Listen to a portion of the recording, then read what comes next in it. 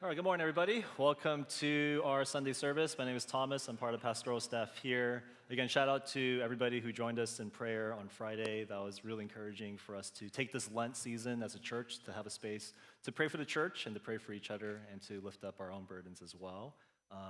Again, glad you guys were all here. Just a little forewarning, I'm a little bit under the weather. It started hitting me last night, so a little bit sick today, but that just means my tongue's more loose. So anything that I say that's a little crazy, it's the sickness, and any good that happens, that's the Spirit of God. So with that being said, if this is your first time here, we are going through a series in the book of Numbers, and we've been looking at large parts of the story, and I think the past few weeks we've been looking at chapters, chapters that 4 to 5 chapters at once.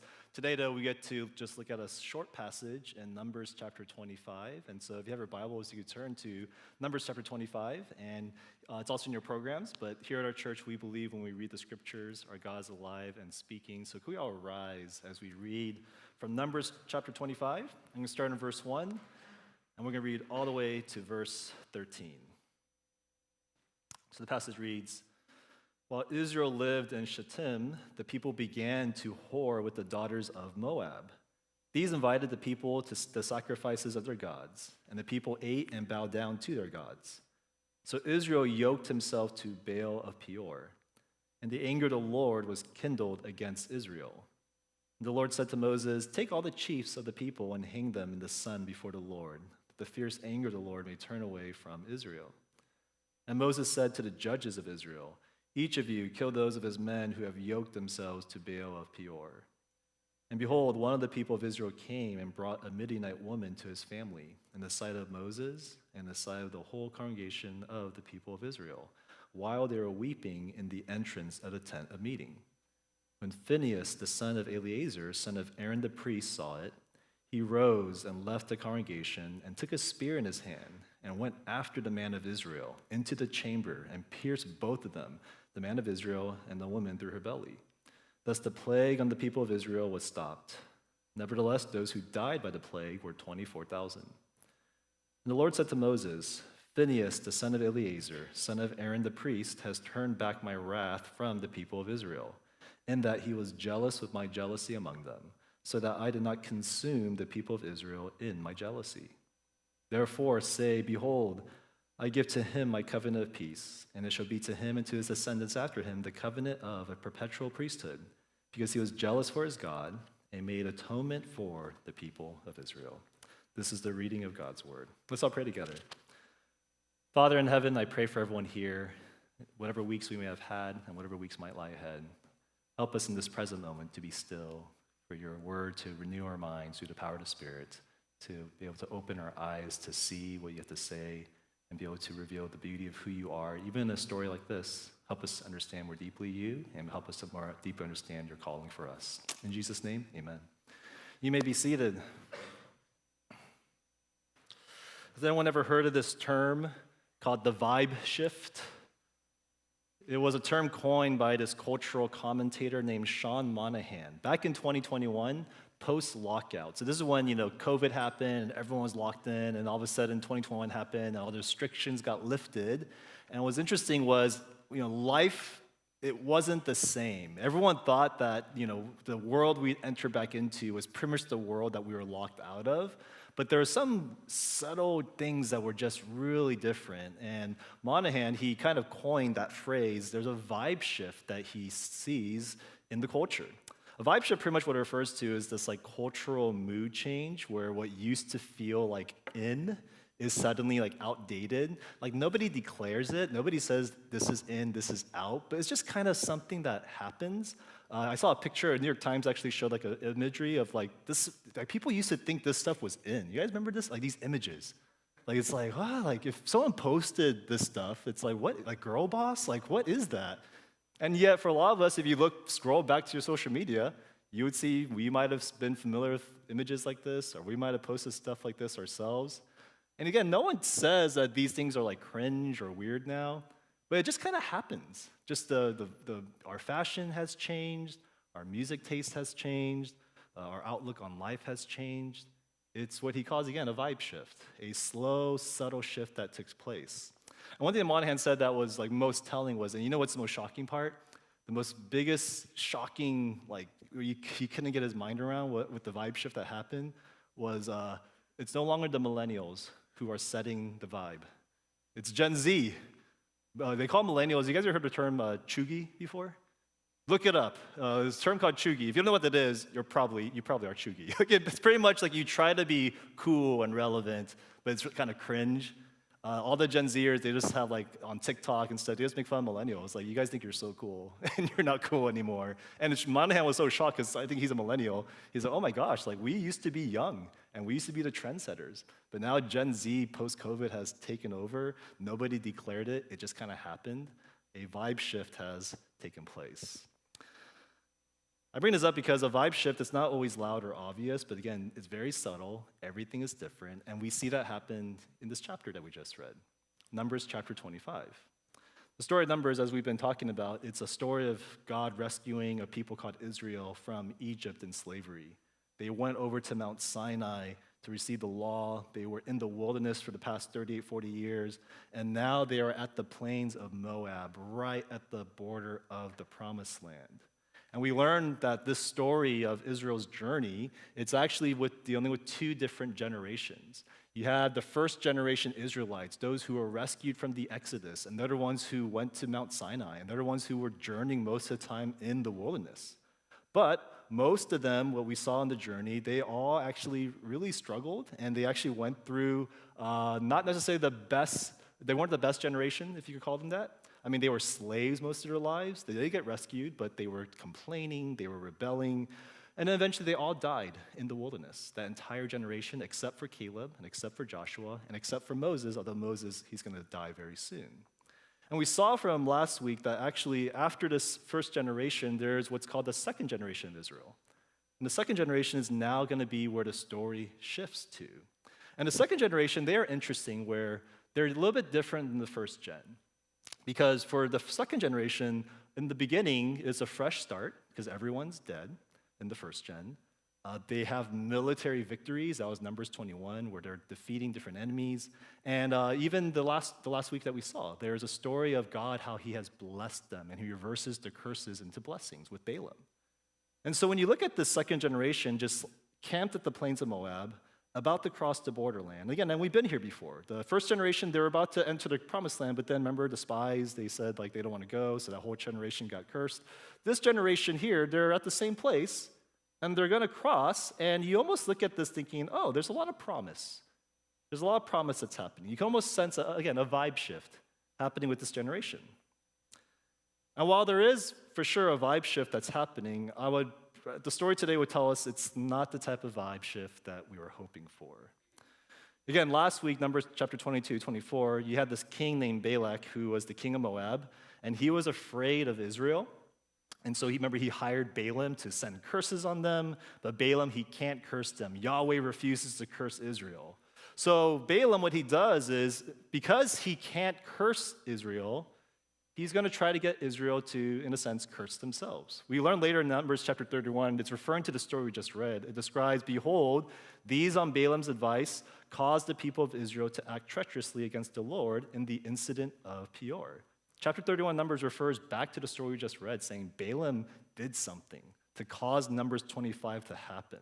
What happens in Numbers chapter 25 is that Balak, because he can't curse Israel, he doesn't go to war against Israel, but what he decides to do is throw a party.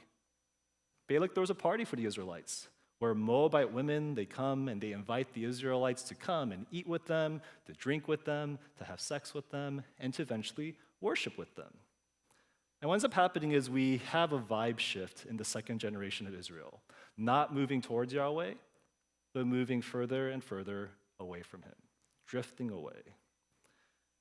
Now, the story of Numbers 25 is not just about the second generation Israelites and us witnessing them drift away from God, but it's also a story about how we drift away too. Looking at this room and knowing your guys' stories, I know a lot of us here, you grew up in a context where you went to church, you're a part of a campus ministry, and a lot of people, including yourself, might have been like on fire for God, loving the Lord, serving the church, being on mission for him. And yet, is it not true that for a lot of us, as you get older, there seems to be like a vibe shift that happens all around us? I mean, I know so many Christians, where they went on a mission trip. I know some of you are preparing to go on a mission trip, and some of you have done this. You went on missions for a month. You're like, oh my gosh, the world's so broken. Somebody needs to bring the gospel here. So you come back home, you go, I'm going to come back, and I'm going to go to China or India, and I'm going to become a nurse or a doctor or a dentist to use that career to help those overseas. And yet, that's such a long time ago, right? Now here you are doing that career that you were going to use for missions. And the main thing you're preoccupied about is your career and how you're going to build a home. You're just online gambling all the time, all the extra money that you have. You're playing golf because that's what you have all this money to just spend.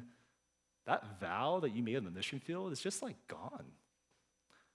I know so many people who they served as small group leaders or like presidents of campus ministries. People thought they were going to be like pastors and just be like major players in the church.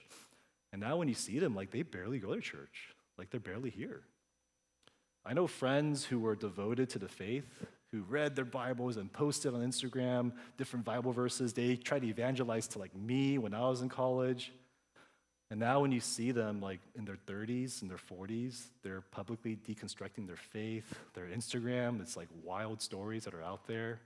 It's like, wow, like things kind of change as you get older. And what about you? What about you personally? Is there a vibe shift happening, not just around you, but inside of your heart? Do you, for some of you, do you see people in church when they like raise their hand during worship, or in your community groups when you're like, I love Jesus, and they kind of have that type of flowery talk about Jesus? Do you think in your brain like, I remember I was once like that. I used to think like that too, back in the day. Or some of you, do you hear sermons, and when you hear preaching that's saying, hey, live a radical life and live all out for Jesus, you kind of just sigh, you go, I've heard this before, and you slowly just pull out your phone and just see what's out there in the news. Maybe for some of you, you see people serving in different ministries, and you're like, you want to serve in this ministry? And in your brain, you're like, been there, I've done my duty, I did my time, I'm going to just relax now. I'm just going to relax. You didn't plan to be this way. You did not plan to be that person on the mission field who 20 years later, you all of a sudden are now just golfing most of your free time. That was not the plan. And yet what happened was you just simply had a vibe shift. Subtle, slow, and you didn't notice it, but here you are. Everything's different now. Why do these vibe shifts happen in our hearts? How do we break out of it? And how do we stay broken out of it the rest of our lives? Numbers 25, this is what the story's about. It's a story about how, not just how God's people, how they drifted, but how God caused them out of it, to break out of that spell that I think some of us here, we are under right now. So in this passage, we're going to talk about three things, three topics look into this story. Number one, the problem of drifting. Number two, the power of zeal. And then thirdly, the path to renewal. The problem of drifting, the power of zeal, the path to renewal. So first, let's talk about the problem of drifting. So here's the context of our passage. Yahweh, again, he just defended Israel against Balaam. He was trying to curse them, and he turned it to blessings. And then we get to the very next chapter, a scene showing what Israel is doing, and look what happens in verse 1 to 2. Look at our passage. While Israel lived in Shittim, the people began to whore with the daughters of Moab. These invited the people to the sacrifices of their gods, and the people ate and bowed down to their gods. So Israel yoked himself to Baal of Peor. Notice the contrast between these two covenant partners. Yahweh, I will not curse Israel. Israel, who's Yahweh? And they just kind of go with the Baal of Peor. They start worshiping. It's like, what in the world? Like, this is such a sharp contrast between a loving spouse and an adulterous spouse. But notice that Israel wasn't like they just woke up one day going, Baal, I'm going to worship him. But the text describes how there was a slow, subtle drift that took place. Notice first it involved this idea of the law. Israel broke God's law from Numbers 5 to 6. Look at the verse in verse 1. It said, the people began to whore with the daughters of Moab. There's no worship happening. It's just these women were there. They slept with them. And this is actually in direct violation of the laws that we read about earlier, where you're not supposed to go outside the camp and come in impure.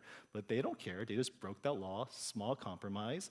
And what happened from that law is we see that idolatry all of a sudden took place, where it says the people, look at the verse again, in verse 1, the people sacrificed, and they ate and they bowed down to their gods. Like, oh, it's not just Yahweh, but now there's these other gods that they are going to be doing these feasts with. And then slowly after breaking the law, after committing idolatry, we see in verse 2 the nail in the coffin, where it is, so Israel yoked himself to Baal of Peor. From law to idolatry to identity, where they are no longer associated with Yahweh, but they are yoked. Remember, a yoke is an animal tool, a farming tool where two cows are connected and you are just moving in sync with each other. They are now yoked to Baal, where wherever Baal goes, they go. No longer living the way of Yahweh, but living the way of Baal. So this all takes place. And Yahweh, we see his response. What happens when he sees this? In verse 3 to 5, we see he is angry. Look at verse 3 to 5 with me. It says, "And the anger of the Lord was kindled against Israel, and the Lord said to Moses, 'Take all the chiefs of the people and hang them in the sun before the Lord, that the fierce anger of the Lord may turn away from Israel.' And Moses said to the judges of Israel, 'Each of you kill those of his men who have yoked themselves to Baal Peor.'" And look at verse 9, what it says. "And those who died by the plague were 24,000. So pretty much after this happened, a plague broke out. 24,000, that's like 10% of the tribes that were there. They all passed away. There's going to be executions taking place. And I don't know about you, but when I read that, it's like, ooh, it's very uncomfortable. It's very intense. It's a passage that we don't really like to talk about. And yet what this passage is trying to communicate is that we have a God who is not indifferent towards those he's in covenant with. If you discovered your spouse and you found out your spouse was cheating on you, it'd be really strange. You're like, oh man, like you're cheating on me? Don't do that. Be like, that's weird. Like, why would you respond that way? That's not love, that's apathy. That's indifference. That shows something is off with the marriage. Versus if you really love your spouse, there is an intense betrayal and anger and hurt if you discover something like that in your marriage. And that's what's happening here in this covenant. Yahweh is angry because Israel, they broke covenant with him, and now there are consequences. Now, why is this story highlighted and significant? Just know this is not, I know we've went through a lot of stories and numbers where there's always, Israel's always doing something like wrong and they're rebelling. But just know this is not just one of those stories. This is considered the second generation Israel's story, like their failure. This is what some call the golden calf story for second generation Israel. Do you remember the golden calf story in Exodus? Exodus chapter 32. First generation Israel. They were saved from Pharaoh out of Egypt. They were waiting at a mountain while God was talking to Moses. And what happened? They couldn't leave Egypt. Their hearts were still stuck in Egypt, so they made a golden calf and they worshiped it. It's like this huge dark moment in the first generation history. Second generation, Israel is going through the same thing in Numbers chapter 25. They were just rescued from a king, Moabite. They're waiting at a hill, camped out, while God is battling Balaam. And what do? They can't resist, not Egypt, but they can't resist Canaan, and now they are bowing down to the Baal of Peor. In other words, both generations, they drifted from Yahweh in different ways, and yet they all led to the same destination, death, idolatry, life apart from God. And as I mentioned earlier, this story, it's not just about first generation Israel, second generation Israel, but it's about us. We tend to drift away from Yahweh towards idolatry, and we do it in different ways. Initially, I thought about our church, and I was like, we have I think we might have a few boomers here, but we have for sure we have a few Gen Xers, millennials, Gen Z. But I think our church actually isn't so much generational. I feel like our church, we're life stage oriented. Like you have your college students, you have your young adults, you have your married couples, and you have your parents. And I think all of us, depending on which stage you're in, man, you just kind of drift in different ways, and you don't even notice it. And I'm just going to give some generalizations, because this isn't going to be true for everybody, but from my observation, this tends to be the ways we drift. And so I'm going to take it one at a time. So let's talk about college students. College students, there tends to be a type of drift that is generally there, and the drift that I would describe it as is a drift of distraction. A lot of you entered into college with a youth group background, and you heard the stats about how high school people like fall away from the faith, and you're not going to be a statistic. So what do? You join a church, you join a campus ministry, you start like serving and start being faithful. But then, as the years go by, a drift happens. You find yourself doing a lot for God, you're serving and so forth, but you're not really spending time with God. It's been a long time since you actually had a consistent devotional life. It's easier to do activities, to do events, than it is just to be still and just be with Him. Over time, maybe it's not your junior year, maybe it's your senior year, even though you're serving and you're like the campus president or whatnot, like you're just, like everyone just notices you complain a lot. Like you just complain, because you're feeling what's called burnout. And then because when people they burn out, you just want to escape. So the last thing you want to do after a long day of like serving is to like read your Bible, pray. So you just TikTok scroll, go on Instagram, just distract yourself. Sundays, it's inconsistent because you're just so busy and so tired from the week. And what ends up happening is by the time you end college, even though you are doing all the serving stuff, deep down you actually need depth, you need foundation, but you keep choosing to distract yourself. And man, like God just feels really distant. He feels really far. Your outer life is so different from your inner life that when you enter post-grad, like, man, you just don't have a chance. You drifted. Even though you did a lot. I think that's the college way. Young adults, we're a little bit different. We don't drift by distraction, but generally speaking, those of us here who are working full-time jobs, who are out in the real world, we drift by what's called aimlessness. You enter adulthood as a Christian, and you want to be like a light and a witness in the workplace. But man, slowly, the drift happens. Your calendar is just full of work events, concerts, social gatherings, no Sabbath, but a lot of activity. Your mornings feel rushed. You're trying to beat the traffic. Your evenings are packed with just meeting people, doing things. So you have no space for quiet times, no space to be with the Lord. You go to church, but only if you're not too busy, only if you're not feeling too down, your mental health is okay. But if your mental health is kind of struggling, or if you're like going through something, the church is like the last place you want to go, and you would just ghost your community for a long time. And one of the most significant things about young adult life is you have money now. Like you don't have it's not financial aid. It's like real money that you have, that you get a check, you're like, wow, I got a lot of money. And with that money, man, we think of all the vacations we could go on now. We think of all the trips, all the things we could buy. Again, gambling, I just noticed that thing where we just, hey, I have extra money to spend. I could make big money off of the money I have. And the result is you now have a beautiful, curated life that you have created for yourself that's so aimless. There's like no big picture. There's no connection of God's vision for you. In college, you had a vision. God sent me to the nations or whatnot. But here, there's no vision. You're just going day by day, living for pleasure, living for the next thing that's going to happen. You drifted. And God is just so far away. Married couples, and I'm referring to mainly like younger married couples, which is for a lot of us here.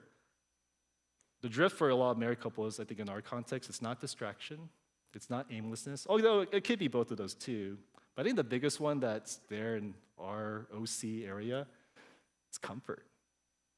It's comfort. Man, do you remember when you got married and we did premarital counseling together, and you're like, when we get married, like, we want to glorify Jesus in our marriage. We want Jesus to be the center. Like, I want to see my wife grow in Christ and vice versa. I want to lead her and whatnot. Man, is that happening? Is that your marriage? Again, you didn't choose this to happen, just a slow drift. We slowly adopted the cultural script of the OC, which is to settle down, save for a house, and find the safest city to raise your kids. You create a lifestyle that revolves mainly around each other. You guys are the main characters in your story. Church is totally optional now. Like, as long as you're not traveling or busy or so forth, maybe you'll help out and serve or whatnot. But for the most part, your life revolves around a lot of safety, no risk, and your circle of friends is becoming more and more isolated. It's just you and the people you're comfortable with. And the result is your marriage and your life is pretty good, but it has nothing to do with the kingdom. It is fueled by comfort. There's zero idea of the cross. And that's just kind of where you ended up. the drift of comfort. Parents, and I'm talking mainly to young parents, which applies to a lot of us, we wish we drifted comfortably. We wish this was the drift that happened, but that's not us. For us, the drift of parents is the drift of exhaustion. Do you remember when you were pregnant and like you would just touch the belly and be like, Lord, I want to raise this child in your name. May our family devote ourselves to Jesus. May we be a family that's like different than the world. How's that going? How's that happening, huh? Man, you're like in survival mode right now. It's just about naps, meals, pickups, extracurricular, and that's it. You feel like you have no margin for anything else. You really care about parenting, and it's like over anything, where to the point where if we did a Bible seminar, like, hey, we're gonna do a seminar on like, how to walk with Jesus. A lot of parents are like, I don't got time. But we're like, hey, we're gonna do a seminar on like how to take care of your crazy kid and make sure he doesn't get crazy anymore. Like everyone will sign up. Because that's kind of our thing now. That's what our life centers around. Your kids' academics and sports, it is the priority far more than discipleship. Church, service, community, it's all a luxury to us when we have time. And that is the classic line that I always say about parents. The classic line that every parent says is, this is just for a season. It's just for a season. Once the kids get older, then we'll be serious about Jesus. And what happens is that season never ends. It gets crazier. You think like having a 5-year-old's crazy? Like wait till they're 10. Wait till they're 15, I hear. Wait till they're 20. It just gets crazier and crazier. And what happens is your family is functional, but Jesus has been sidelined the entire time. And what's the common thread with all these different stages? From college to young adult to married to parenting, everything looks different, same destination. You are yoked to Baal. You still are down with Yahweh, but you are following the pathway of whatever the culture, the age of your life stage is leading you. Like the way John Mark Comer puts it, he says like this, quote, you don't fall, meaning a dramatic fall into sin, you drift. It's rarely rebellion, it's usually accumulation. And depending on your life stage, the drift takes on different forms, but the same ultimate result. You feel far from God, disconnected, dry, and wondering how you got there. Is this you? Have you been slowly drifting? Does your college faith it feels like a long time ago? Like that time you were like on fire for God, it was all like, man, that's really different now. In other words, is there like a subtle vibe shift that has just been happening in your soul? This happens because all of us, we are surrounded constantly with what's known as Moabite feasts, meaning exactly what the Israelites are going through, tempting to just drive us away. It's not necessarily even bad things, it's good things, but they become ultimate things, and we just kind of feel really far from God. How do we fight through this? What do we need to fight through this? And this comes to the second point, the power of zeal. Notice after Yahweh's judgment, the Israelites and Moses, they're all like weeping right now. And they're at this tent of meeting. If you remember the tent of meeting, this is the camp of Israel. Remember, there's the 12 tribes, and then you have the priests. And in the very center is like the tent of meeting where God's holy presence is there. It's like the Holy of Holies is located there. And they're all weeping because everyone around them is dying. And then something crazy happens. Two crazy things happen. So let's look at the first one, verse 6. So this is crazy. In verse 6 it says, behold, one of the people of Israel came and brought a Midianite woman to his family in the sight of Moses and the sight of the whole congregation, the people of Israel, while they were weeping in the entrance of the tent of meeting. So it's like imagine someone died at a funeral from like lung cancer because they smoked too much. And you're like, don't smoke, guys. And then someone comes up with a cigarette going, and it's like, whoa, like what are you doing? This is such an inappropriate moment to just be brazen like that. That's kind of what's happening here. They are all at the tent of meeting weeping because of what happened. Everyone dying around them. And this Israelite person comes with a Moabite woman, does not care, goes in front of everybody, goes into the tent, and they do their business. It's shocking that this person has such brazenness. And while everyone's just like watching this couple do this, something even crazier happens. Look at the next verse, verse 7 to 8. When Phinehas, the son of Eleazar, son of Aaron, the priest, saw it, he rose and left the congregation and took a spear in his hand and went after the man of Israel into the chamber and pierced both of them, the man of Israel and the woman through her belly, and thus the plague on the people of Israel stopped. Now, in ancient Hebrews, when they read the story, they're like, yeah, Phinehas, this is the story. Like, this is the story that we should, be inspired by. Versus, I don't know about you, but when I read a story, I'm just like, this is crazy. Like, what is going on? Like, I got questions about this. Let's talk about a few questions. Like, number one, like, why did Phineas do this? Why did he, when he see his couple go into the tent, why did he be like, hey, don't do that? Why instead did he become like a psychopath and grab a spear and just like throw it at them? It's like, there's many other options he could have done, buddy, right? And yet, when you remember the story, it's not like Phineas is like this angry guy who just becomes Batman for a moment, just like, all of a sudden vigilante. Who's Phineas? Look at the verse 7, what it describes him as. Phineas, the son of Eleazar, son of Aaron, the priest. Oh, Phineas is a priest. In fact, he's the son of the high priest. And the role of the priest, according to Numbers chapter 3, is there to guard the tent, especially the Holy of Holies. No one is to enter that, because if something impure enters the Holy of Holies, you're going to have something break out. Holiness gets unleashed upon a sinful camp. And again, 24,000 Israelites have already died because of all the stuff happening around the camp. This couple went right in front of the camp, and they're going to do their business right in front of the Holy of Holies. Phineas, as a priest, his job is that cannot happen. He has to protect the camp. Now, why did Yahweh look at this moment and be like, Phineas? Like, he praises Phineas. And it's not because Phineas is just like a raging person, but Yahweh recognizes something. This didn't happen because Phineas was angry, but this idea that he was actually zealous for the Lord. Look at verses 10 to 11, what it says. And the Lord said to Moses, Phineas, the son of Eleazar, son of Aaron, the priest, he has turned back my wrath from the people of Israel in that he was jealous with my jealousy among them, so that I did not consume the people of Israel in my jealousy. That word jealousy in the Hebrew, it is a word called kinah. Some translations actually have it where it says zeal, because that might be a more appropriate modern translation. It's pretty much an emotive word that communicates this like passionate, protective love, especially in the context of relationships. My daughter recently, she mentioned how there was a kid in her class who made fun of her at school. And I was like, what's this kid's name? And she told me, I'm like, okay, do you want Daddy to come to school tomorrow? I'll talk to him. And my wife had to convince me, what are you doing? Like, don't do that. What was going on there? Oh, that was my jealous love, my zeal. It's gonna want to protect those who I care for. And what Yahweh's saying about Phineas is he has that type of love for Yahweh, where he cared enough for Yahweh to do whatever he did. Now, at least the last question, which is, why is this story highlighted in Numbers? Again, this story, it's like, why do you mention this story? The next chapters, by the way, it's all about the second generation, but before you get to that, it's like this story is here for some reason. And what's interesting about the story is, after Phineas' action, the plague stops, the cycle of violence ends, and what's interesting is from the rest of the book of Numbers, all the way to Deuteronomy, there's no more rebellions, there's no more deaths, there's no more any of that, all the things we saw in the wilderness. It's almost as if Israel, you are now ready to enter into the promised land after this story. Because this story highlights what this generation and every single generation needs in order to resist the drift in Canaan. You need zeal.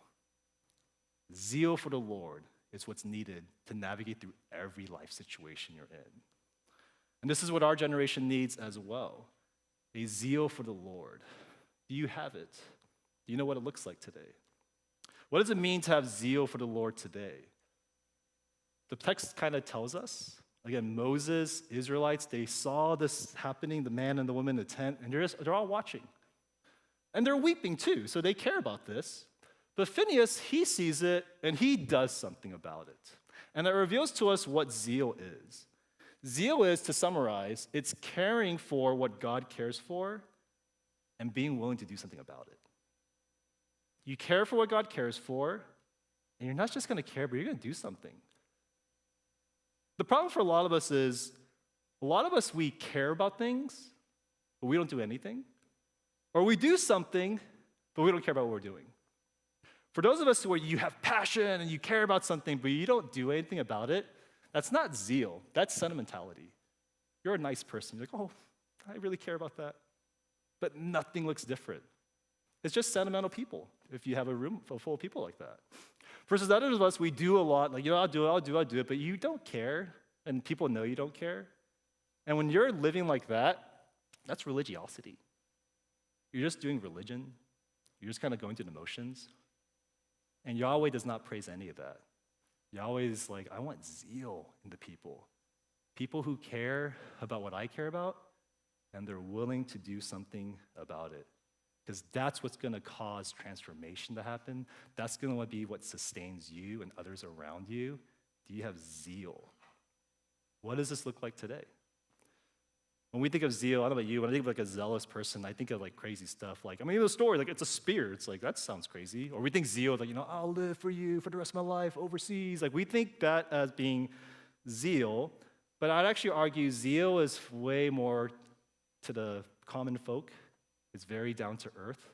It is something that actually begins very small, oftentimes with the burden, and you do something with that burden. I remember talking to a pastor where he was part of a church, and he was saying, like, when he first went to this church, he got hired as a pastor. There's a group of like 30 people, and it's just like that typical Asian American Orange County church where they don't really care about Jesus. Like, they come, but they just want to hang out. Half the group are just like serving, but they're chilling during the sermon because they don't really care. They all would hang out during community group weeks, but during the weeks they actually hang out. They don't really do anything of substance. They just play games. And every Friday night, they just all got wasted together. That was just like their church. And this pastor is like, and that's why they had to hire a new pastor, because every pastor just like, I can't deal with this. But this pastor, he told me like, he was like determined, like, I'm not going to do that. So he pretty much is like, okay, we're going to, if you want to serve, you have to be part of the sermon. You can't just leave during the service. He canceled community groups, said, we're not doing community groups, we're going to do a Bible study. And anybody, I heard about the drinking thing, everyone goes drinking on Friday nights, that's fine, you can come to our church, you just can't be a member here. He was like, whoa, like, that was hardcore. And I'm not saying everything he was saying was, the vibe was all right, but it's like, oh, that's zeal. You know what God cares about, you don't care what they care about, you care primarily, like, this is what God cares about. This is what he wants in his church, and you slowly do something about it. I know a sister, I heard of this story where she was a mom living in the city of Boston. And if you don't know, Boston is one of the most like transient cities in the world, where people will come, they'll live there for like 2 years, and they go to school, and then they bounce. This mom, though, she was a native of Boston, and she was part of the church, mom with 3 kids. And city life is just crazy. I mean, if you think being a parent in the suburbs is crazy, like urban parenting is like crazy. But one thing she noticed is that so many young people were coming in and out of their church, and they're like a lot of us who are coming to our church. Like, you come, you don't know anybody, you see if anyone connects with you, but then you just kind of bounce around. And she felt like this huge burden where she's like, I know God cares about these people. Like, God cares about those who are alone, people who are in the city by themselves. So what she did was, because of this burden, she just started inviting, like, hey, you want to grab lunch? Just reached out to a few people who were younger every once in a while, and they started getting lunch together, and some people would take her offer, some wouldn't. Whenever she saw somebody sitting by themselves, she just sat next to them going, hey, like, what are you doing here? What brought you to the city? Whenever she noticed one of the younger folks becoming a mom for the first time, she made sure to like DM them, be like, hey, how's it going? I know it's so hard being a mom. It's like, oh, like she just saw a burden, and she felt compelled to take action. That's zeal. That's zeal. I know a brother, he was working a full-time job, and his company was getting big, he was advancing up in the ranks, and their company was expanding. And part of this expansion was, hey, because we're expanding so much, we have so much work we have to do, we need all of our workers to come in on Sundays. Like, it's just a thing that has to happen. And the brother was like, oh man, like, church was important to him. But also he recognized, if I don't go on Sundays, it's going to put burdens on my coworkers. It's going to make my career advancement look weird. It's going to like be really troublesome. And he was really tempted just to say nothing. But he told his boss, hey, I can't do it. And the boss was not happy. And there was like a long conversation about that. I remember he told me, even though they weren't happy, they worked something out. And he's still working there. What was that? Oh, that's zeal. You care about what God cares about, and you do something about it. I know a sister, she was burdened in her church because she heard a sermon series about prayer, how prayer is what moves the church. But she looked around, nobody was praying around her. There's not really a culture of prayer. So she felt this burden, like, I'm going to pray. And she would pray for people. She let them know that she's praying for them. She asked sisters who she was sharing life with, hey, you want to pray with me? Like, I just feel this burden to pray. They started praying. It became this informal little group of people who were praying. Became a little bit bigger of an informal group. Became a sister fellowship that happened in their church. And now it's just like prayer is just kind of expanding in their church. Did not happen overnight. This is like a span of like 5-7 years. But again, it started with just a person with a burden, and they were willing to do something about it. That's zeal. That's what zeal is. Sometimes zeal is big, and it is loud, and it is visible. But sometimes zeal is quiet, just very consistent. However, always, always, always, zeal is when you care about what God cares about, and you do something about it. I feel like for a lot of us here, again, we care about things, we just don't do anything. Or you're doing things, you just don't care. And nothing's going to move. Your heart's not going to move. The church is not going to move. But when zeal is there in every stage of your life, God moves in through those people. Some of us have a different problem where you have zeal, like you're passionate about things, but it's just not about the Lord. Like you are zealous about buying a home. You care about it, and you're doing something about it. Some of you are zealous about your body. Like you look at your body like, I don't like this. And you're like, I'm going to do something about it. You're zealous for it. You're zealous about your career. You're zealous about things. But the problem is we're just not zealous about the Lord. And you're just slowly drifting. You're just slowly drifting because of that. College students, what would it look like if you were zealous for the Lord? Where in the midst of everything you're doing, you're like, for a moment, you just take time every once in a while and be like, what does God actually care about? Like, does he really care you're president of your campus ministry? Like, does he really care that you're doing all these activities? Like, what does God really care about in your particular life in this moment? Young adults, what does God care about in the way you live out your early 20s, your late 20s, your early 30s, wherever stage you're in? If you really cared about what God cared about, the way you spent your time, your money, would it look any different? I'm not saying everything you're doing is bad, but how would it look different if you took that seriously, if you had zeal? Married couples, what would it look like if you cared about what God really cared about? Where you look back at your naive self back when you first got married, your Christ-centered marriage, and now it's so far away. But if you actually to recenter yourself, going, what does it look like if I cared about what God cared about and we did something? Parents, what would that look like for us? I know for me, I'm a parent, and you know what I care about right now with my kids? I care about my son's basketball. You guys follow my Insta story, Judah plays basketball, and I care about that. Like, I'm talking to him about basketball all the time. We watch games on TV all the time because I wanted to get inspired. This last game, he didn't play much, and that got me really mad. And I said, why didn't he play much? And so I started looking up basketball camps and one-on-one trainers to get Judah to do that. And I realized, wow, I've been thinking a lot about my son's basketball skills. I haven't really thought too much about his discipleship. I haven't thought too much about, I don't think he's even a believer right now because he's still a kid. I haven't talked about Jesus with him in a long time. Where is my zeal? Is there zeal as a parent? Does God really care that Judah plays basketball? Again, it's not a bad thing, but where's my zeal directed? Parents, do you know where your zeal is at when you look at the way you live your life? And that leads to the last point, which is, how do we get zeal? It's easy to say, hey, have zeal, but how do we actually have it? That leads to the third point, the path to renewal. Notice the story to get zeal, it's not something you just I want this to happen. It doesn't work that way. Nor can it's not a personality trait where you're just a zealous person. In the Bible, and I would love to do a sermon series on this one day. Zeal is something God gives you. A zeal for the Lord, you can't earn it, you have to receive it. He has to give you zeal. How does that happen? Let's look at a couple of things with the story of Phineas. Through the story of Phineas, we learned the way you experience zeal is, first of all, through presence. Why did Phineas have zeal? Why was he the one person to be hey, and he did the spirit thing? What's up with that? And again, notice who Phineas is. Verse 7. He is the son of Eleazar, son of Aaron the priest. Oh, Phineas was a priest. You remember where priests are always at? They are around the Holy of Holies, the presence of God. His proximity to the presence of God gave him clarity. Or because he was always in God's presence, he just knows he cares about what God cares about. And he's always doing something in the midst of that care. And that's what we have to always be able to surround ourselves as well. Is the presence of God consistently there in your life? Are you in close proximity with it? That's why, for example, things like quiet times, which feel like just a duty, it's actually, if you see it that way, you totally miss the point. To be in the presence of God in prayer and silence and scripture, it is to be in his presence, to experience his presence in your life.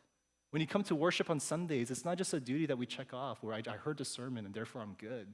But it's all of worship where we're like, this is the presence of God.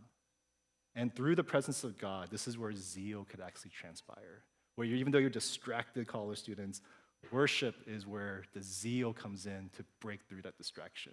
When you are aimless, and we all become aimless at one point, worship and presence just breaks you out of that aimlessness, reminding you of who God is. Same with parents and married couples. When you are tempted just to drift towards comfort or towards exhaustion, worship his presence.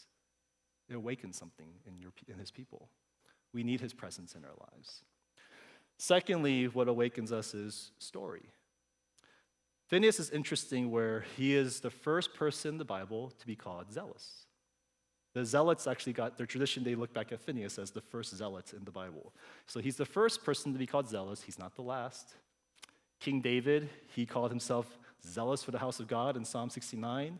Elijah in 1 Kings, he is zealous for Yahweh after he battled the Baals. Even Jesus, he calls himself full of zeal for the house of the Lord.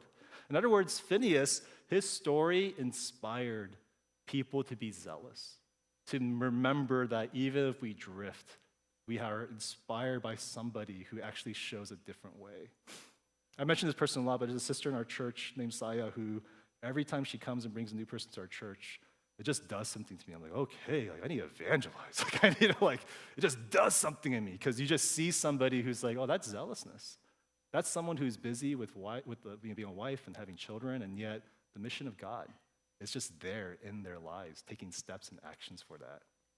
It inspires people. The story of Phineas inspires people. But you know what? The thing about Christians is that it's not just Phineas' story that should inspire us, but it's actually the story that Phineas points to. Jesus Christ, again, he was described as someone filled with zeal for God's house, where he overturned the temple tables because he was filled with just zealousness. Jesus was not this guru who just stared at trees and just like, hey, remember the kingdom. He is zealous for the Lord, and he did something about it, except he didn't spear someone. He was instead speared himself. He was pierced on our behalf because he was zealous for God's people to come to be in relationship with him, to remove the sin, not just out of the camp, but to remove it from the world. Jesus was full of zeal for you and I, and so therefore, if there's any story to inspire us, it's the story of Jesus. And lastly, not just the presence and story, but also the calling. Notice how the story ends in our passage. The story ends where it's interesting. It's like this covenant that happens in verse 12 to 13. Let's read this last verse. It says, therefore, say, this is Yahweh talking. He says, behold, I give to him, Phineas, my covenant of peace, and it shall be to him and to his descendants after him the covenant of a perpetual priesthood. Interesting. Because Phineas was zealous, Yahweh says the priesthood, it's going to be now through the rest of Phineas's line. So his children, his children's children, they are, because that's the type of people we need. We need people in the priesthood who are zealous for God's name, and so Yahweh makes a covenant that through your line, you will be a priest. What's interesting is Jesus, when he dies, and he is raised again, and they describe what he did, he says, oh, and all of you in Jesus, you are called to be a royal priesthood now. You are called to be zealous for the Lord and his ways. This is your calling as followers of Jesus. And I know for some of us, we take this calling, we actually really believe this. I know there's people, I know some of us in our church, you're just here just because you're here. And we're all on a different journey. I know some of you are here and you're serious about God. You want to read your Bible, you want to be on mission, you want to pray, and you look around in your community group, you look around in the church sometimes, and you're just it's kind of discouraging. And you go to a different church because you think this church is discouraging, and you go, oh man, it's the same thing. It's kind of everywhere. It can be very discouraging if you're actually zealous for the Lord and nobody else is. But can I encourage you? The way God works, it's always with the few, and it slowly expands to the rest. It's never the whole church is on fire, but it's always a few come on fire, and as long as that few stays zealous, the fire just grows, and it just grows. It's a story of Noah. It's a story of Abraham and Sarah. It's a story of Israel among the nations. That's how God works in the Bible. In other words, to put it even visual, this is the world. Broken, no one cares about Jesus. We're all doing our own thing. And then you have the church. But the church, if you visit any church, it's filled not with Christians, but nominal Christians. We're just here just to, be here. But it's within the church. And this started with Martin Luther talking about this. Within the church, there is a mini church. He calls it the remnant. And the remnant are meant to be a people where you are zealous for the Lord. You're that Phineas. And you get on fire. And you find other people who are on fire. And slowly, you just pray for the people. Slowly, you meet with the people. Slowly disciple people. And you see what God does. There are a few of you here, I know. You're on fire for God. And it could be discouraging. This is how God works. He uses the few to awaken the crowds. To close, let me just get our attention to one last thing, and we'll close real quickly. There's a vibe shift happening right now. The vibe shift's happening beyond our church walls, where I know for a lot of you, you look around, you can get discouraged because your friends are not really caring about Jesus. It seems like this whole generation's not caring. You know who actually cares the most about Jesus these days? It's crazy. If you look on the stats, Bible sales are the highest it's ever been. Church attendance is actually the highest it's ever been. Church giving is the highest it's ever been. And you're like, I thought the country is becoming like post-Christian. Like, what's going on? You know what's causing all this to happen? Gen Z. I'm not sure about boomers and millennials and Gen X, but Gen Z, like there's something very interesting about this generation. They're like on fire right now. It's a generation where people are just talking about, where God is just doing something. He's almost having an awakening at this moment. They're searching and they are hungry. And the question is, are we catching God's vibe shift? Are we catching the vibe shift happening in the broader country? There is an invitation, even in our church, where I just see there are people who are hungry for the Lord. And some of us are just kind of stuck thinking they don't care. Dude, you're just stuck with the wrong people, maybe. You're just stuck to the echo chambers. But there are people hungry for God. And there's an invitation for our church to be hungry with them. May there be a vibe shift in our own hearts. May there be a vibe shift in this community. Let's all pray together.